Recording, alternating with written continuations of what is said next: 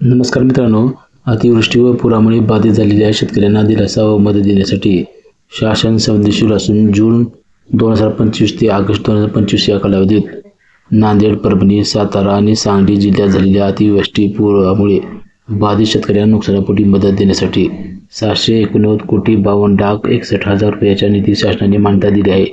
याबाबत आज शासन निर्णय निर्गमित करण्यात आला असल्याचे मदत व पुनर्वसन मंत्री मकरंद जाधव पाटील यांनी सांगितले आहे।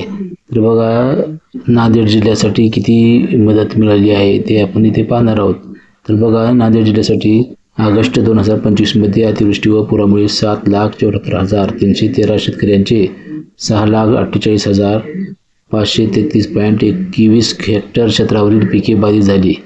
यासाठी शासनाने 553,48,62,000 रुपयाचा मंजूर निधी केलेला आहे। तर यानंतर बघा, परभणी जिल्ह्यासाठी काय किती निधी मंजूर करण्यात आलेला आहे ते इथे बघा।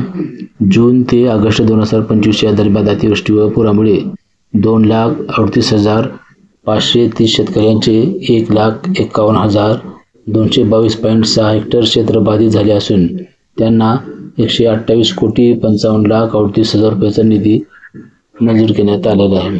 त्यानंतर आहे बघा सातारा जिल्ह्यासाठी किती निधी मंजूर झाला आहे।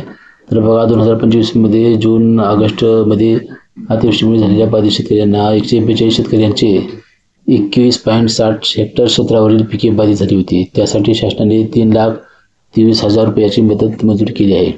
त्यानंतर बघा, सांगलीसाठी जून ते ऑगस्ट 2025 दरम्यान झालेल्या अतिवृष्टी व पुरामुळे 13,475 शेतकऱ्यांचे 4,074.27 हेक्टर क्षेत्र बाधित झाले होते।